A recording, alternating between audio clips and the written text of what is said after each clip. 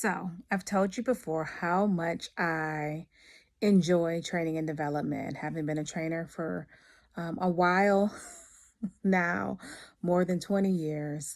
I definitely have a love and a passion for what I do. But if there was one thing that I would disclose now that can be an obstacle for some and something I want you to know about, it would be that if you're a big picture person, that is awesome. That's great because you need to be able to visualize.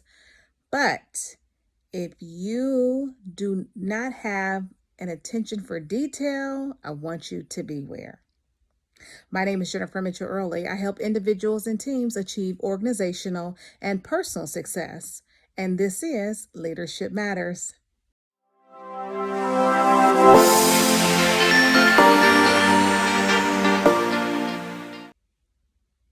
Today, I want to talk to you about something that I think that is integral to instructional design work, training and development. Even if you facilitate programs and do that solely as your focus or role, job, what have you, if that's your goal, there is something that I want you to be very mindful of going forward, and that is having an attention to detail. That, in my estimation and my experience, is critical. If you're an instructional designer, you know I can spend, or if you do it already, or if you're looking to do that type of work, I can spend hours on very tedious design work.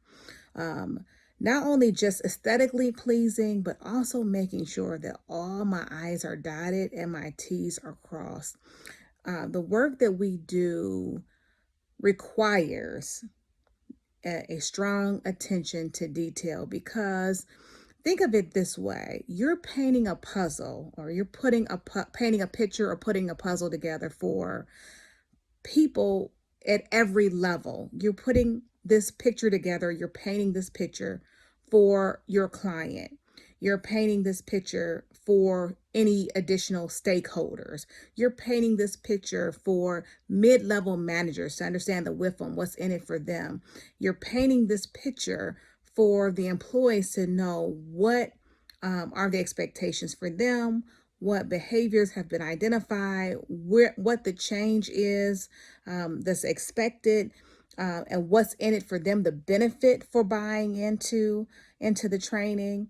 And you're also painting this picture for yourself as an instructional designer. You have to be able, yes, to see the big picture, to be able to visualize how all these moving parts are going to come together, all the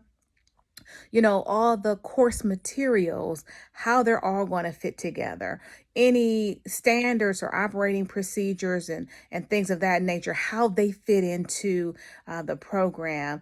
There's always this um, ultimate vision that you're casting for everyone, including yourself, as you put it together. And that's where an attention to detail is so important. The attention to detail, not only as you're creating course materials and designing the course, but even as you facilitate the course. The attention to detail must be there, number one, to make sure that everything is in its proper place, that you are prepared going into the course. And then two, an attention to detail to pay attention to your participants, to notice body language, to be responsive to questions, to have a breadth and a depth of and a grasp of the information that you're delivering.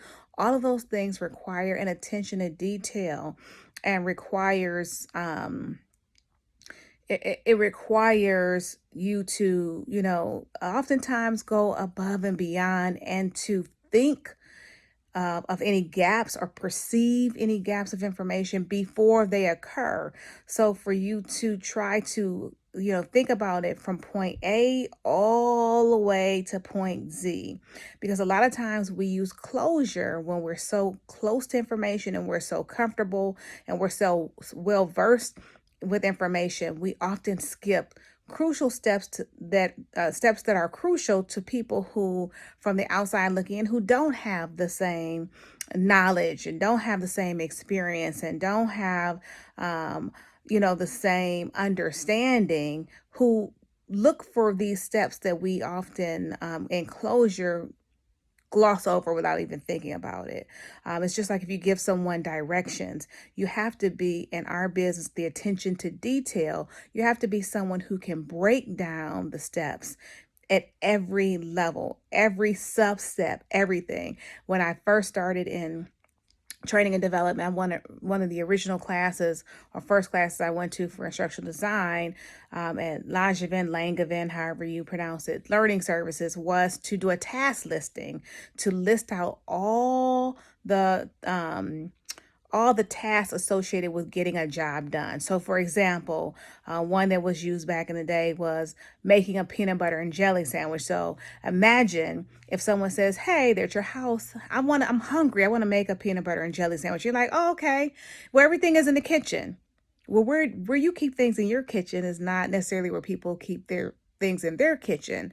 And maybe someone is not well versed with making a peanut butter and jelly sandwich. Maybe they don't know what ingredients to use. They don't know where to get them. And so the task listing helps you to think about things from point A to point Z, so that you don't skip a step, so that you don't use closure when you're giving instructions, that you have an attention to detail. And so, for example, you would say something like, walk into the kitchen. In the cabinet above the refrigerator to the left, open that cabinet. On the lower shelf, look for peanut butter. Look for the peanut butter. Take out the peanut butter. Put the peanut butter on the counter. Walk to the middle of the island. In the first drawer to the left, pull out that drawer. In the middle section, you will find a butter knife. Pull out a butter knife. Put the butter knife on the counter next to the peanut butter. Walk to the refrigerator. Open up the refrigerator. On the third shelf, in the back, is the jelly.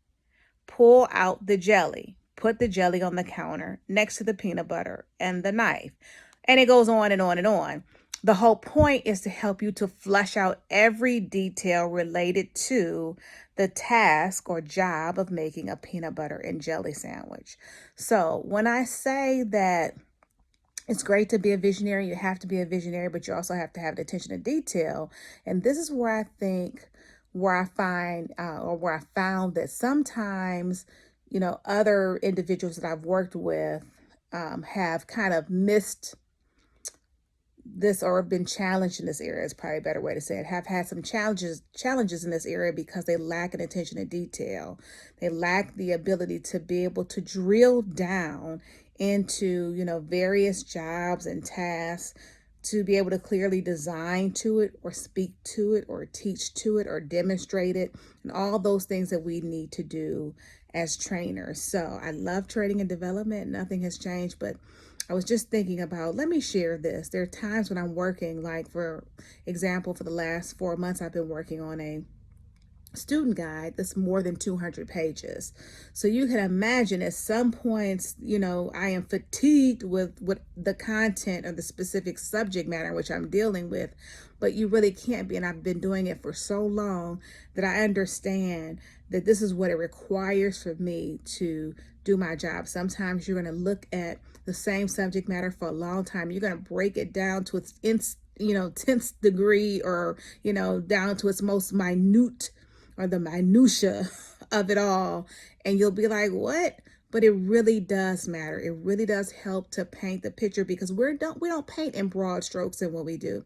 We paint in very small, strokes a lot of times, and we do a lot of connecting dots and then coloring in the picture. You remember those pictures you used to have when you were a kid in elementary school, and they would give it to you and you'd have to solve the problem to connect the dots, and then you would see the picture, and then once you identified the picture, then you colored it in. So a lot of times that's kind of the way, the analogy I would use to kind of describe our work. We're connecting a lot of dots to create a picture. And then once we create the picture, we help our participants to be able to color that picture in. So I just wanted to give you another tidbit. Go ahead and sharpen your attention to detail, because in this work, you definitely need to have an eye for it. If you found this video valuable, go ahead and give me a thumbs up. Don't forget to hit the like and subscribe button so that you'll be notified every time I upload new content. See you in my next video.